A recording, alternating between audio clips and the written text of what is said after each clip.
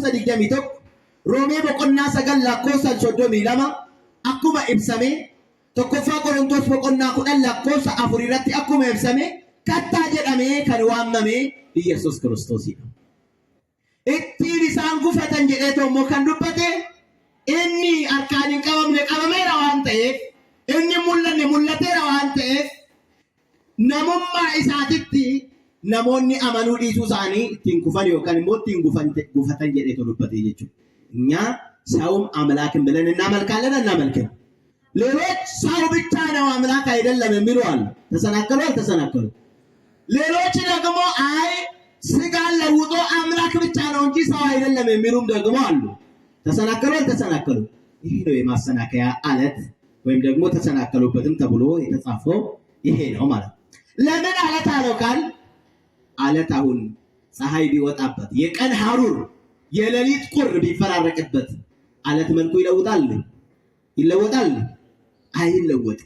ክርስቶስም ሰውም ቢሆን ያልተለወጠ አምላክ ፍጹም አምላክ መሆኑን ለመናገር አለት አለው ማለት። ስለዚህ አለት የሚልበት ለዚህ ነው።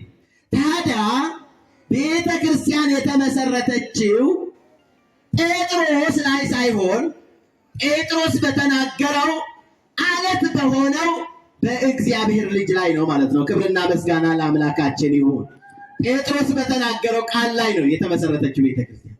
ለዚህ በምሳሌ ጌታችን መድኃኒታችን ኢየሱስ ክርስቶስ ሲያስተምር በማቴዎስ ወንጌል ምዕራፍ 7 ቁጥር 25 ላይ ሁለት ሰዎች ቤት መስራት ጀመሩ ይላል። ስንት ሰዎች? ምን ነው ዝም አላችሁ? አንድ ሰው እንግድነት ወደ ሩቅ ሀገር ሄደና በባህል በሀገሩ ልማድ ማታ ማታ እሳት ይሞቃል፣ በቆሎም እየተጠበሰ በገጠሩ እንደዛ ነውና የሞቁ ቁጭ እያሉ ሳለ ባል እንደለመደው ጭቅጭቅ ጀመረ። ዝም በይ አለና እሳቱን ማገዶ አንድ አነሳ ሊመታት። በእንግዳ ፊት ደግሞ ልትመታኝ አለችና እሷም ሳባረገች። ይሄ ነገር አለና እንግዳውም እንጨቱን ሳባረገና እሷ እሺ እኔ ልትመታኝ ነው፣ እኔም እሷን ልመታት ነው። አንተ ደግሞ ማንን ልትመታ ነው ማገደውን ያወጣው ሲባል ጊዜ አይ የቤቱ ልማድ መስሎኝ ነው ያለ ይባላል። ዝምታ የቤታችሁ ልማድ ከሆነ እኔ አያገባኝም፣ ግን ተናገሩ። እንደምን አደራችሁ?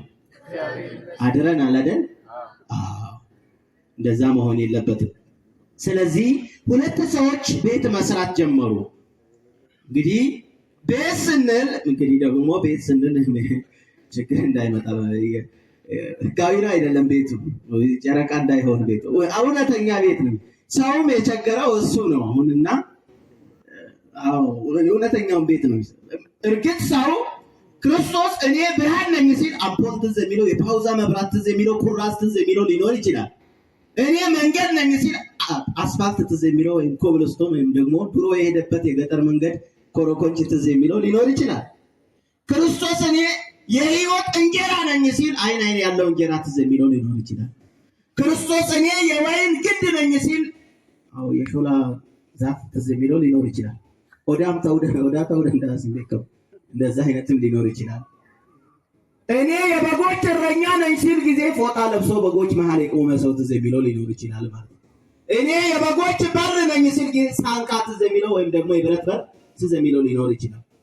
ክርስቶስ የሚናገረው ለነፍሳችን ስለሆነ መንፈሳዊ ነገር ነው እንረዳው። ስለዚህ እኔ አለት ነኝ ሲል ድንጋይ ትዝ የሚለው ከሆነ እሱ ችግር ነው ማለት ነው።